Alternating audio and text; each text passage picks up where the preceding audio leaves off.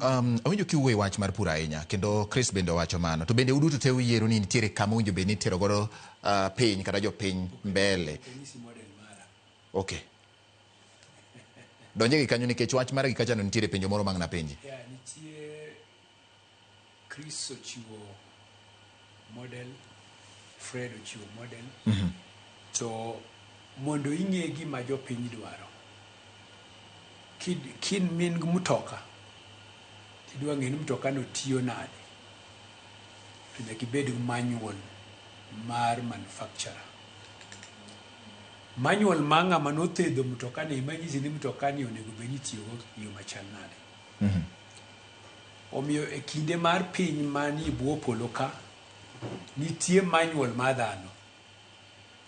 To piny miluongo ni Unguja, ma en achiel kuom pinje manie piny luo, nitie kaka Nyasaye ochweyo jaluo kod gima o expect ni jaluo onego bed ni timo. Kiseng'eyo purpose, gimomiyo jaluo nochwe to kete piny maluo, to koro ipenjo ng'ama nochweyogi to koro waterogi kanyo yo machal nade. Emomiyo awacho ni an gofungu. Ofungu ni ang'eyo ni Nyasaye nochweyo jaluo mondo otim ang'o e piny ma wantie e bwo polo ka. Nyasaye nochweyo jaluo mondo bed ng'ama nigo mich. Muma wacho ni they are gifted. To mich no ema onego bed ni wakelo ni Nyasaye yore mopogore mopogore. Achiel kuom yorego en ni jaluo onego bed ng'ano ma jachiwo.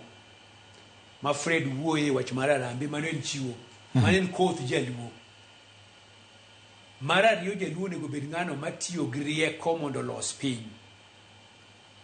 Rieko mar loso piny en rieko mar lwedo. Emomiyo wacho ni joluo gin joma skilled. Kibiro tiwacho ni kinwang'o mekanika ma jaluo, ng'ano miluongo ni ng'ano ma jagedo ma jaluo, giloso ni tich moro mang'ula, tich maber. Mano skills. Jaluo omi mano. Gift machielo en paro matiyo maloso piny. Omiyo chiwo, inyalo mana bedo jachiwo ka in gi yuto.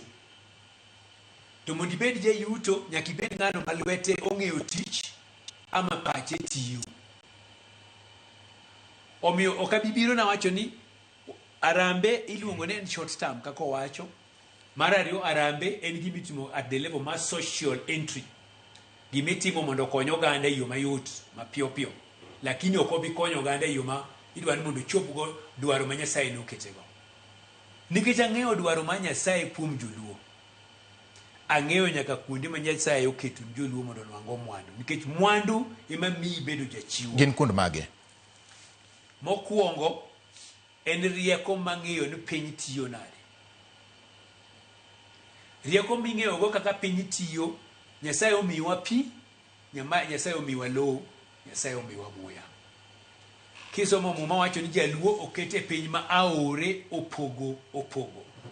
Mano tiende ni piny mwadake nitie aore, mar ariyo nitie lowo. Kitiyo gariyogo, mani itimo gimokwongo monego bed ni miyi yuto mari ma pesa madonjo ofuko gi chiemo michamo ma Kristo wacho. To kichopo e level machielo, to koro idonjo gimiluongo ni manufacturing processing. Mondo ilok gik misepidho e puodho mondo olokre gik mabeyo, mondo kelni yuto maber, mondo iwuog tich ma muharo mar puro chandri, idonji tich level machielo kama golo pesa. Mang'eyo maber ni e Kenya kae, kuom jogo mosechiwo rieko manyiso kaka Kenya onego bed a middle income country, an achiel kuomgi.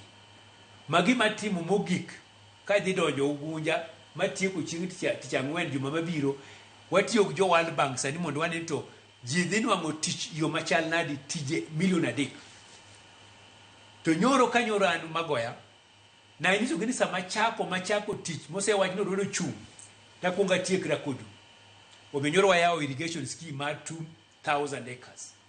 To wanyiso gini pesa en tara. Mano tiene nang'o? Pesa katini odiochieng' en 10,000, to wang'e kaka idhi lose. 10,000 odiochieng', katin mogik 1,000 odiochieng'. Mar rieko masetiyogo East Africa, asetiyo kode the region, asetiyo kode Kenya ka, nitie kuonde manyalo chiwo. Omiyo rieko mar loso gik makelo pesa chakre rieko. To jogo ma pachgi otwe nikech gweng' kama wadakie, dhier otweyo pachwa, nyaka wakel rieko matugo paro Right. mondo paro ng'e ka loso piny mondo piny otinwa pi otinwa wabed gino mokwongo mwarwako yang'o i processing mondo processing ogol gik makelo pesa maber mondo joti processing factories to watiyo gik miluongo ni service industry gin gik moko kaka pesa ohala mar bank joluo onge go bank ng'ama ne nigi bank mokwongo ma luo en mosenindo Dalmas Otieno ago mos ni jothurgi kod jokorgi kuom wito wuodwa mariek Dalmas Otieno jaluo kende mane osebedo go bank e piny maluo. Okay. Omiyo nyaka wabed gi service sector mar bank mwasechako ok wabi wuoye kaka wasechake to nitie wan kod service sector mar kelo puonj ma udwa timo Ugunja koso itimo oko mar Ugunja kopogore gi kosechake nyalo bedo ni en Kisumu en kamachielo ma udwa timo yo machalo nade kitimo gimiluongo ni banking. Yes. Banking in different levels. The lowest level of banking is table banking. Second level of banking we aggregate gimongo ru akisako. Third level of banking ema kuri chako weka kod bank ma kaka mar FI kaka microfinance kioki microfinance kuri kibiri established bank. Kuri level ma wuegi nitie joma setiyogo makata sani ka ging'eyo pesa ma giloso. Okay. Iwinja koro nitie mano service sector lakini mondo ibed gi service sector Ugunja ni waketo mondo oluong after 3 market centers omiyo Ugunja en iluongo ni rural metropolis mar evolve around 3 market centers men Ugunja, Sidindi gi Sigombre. Right. To at the current level Ugunja deal gik miluongo ni counterfeit goods gik mo a Uganda to donjo Ugunja to kolosi Ugunja. Wabi keto system mwasega chako keto madhi golo of the products mi uso chirini ma Ugunja kowuok Ugunja mane makelo yuto ma dhano dhi bedo gogo pesa. Okay. To wan kod value chains mwasechako matiyo e Ugunja. Chris. Yes. Engineer losa ahinya kotende kod weche mag chwalo dongruok kendo yango gik ma samoro wuok piny.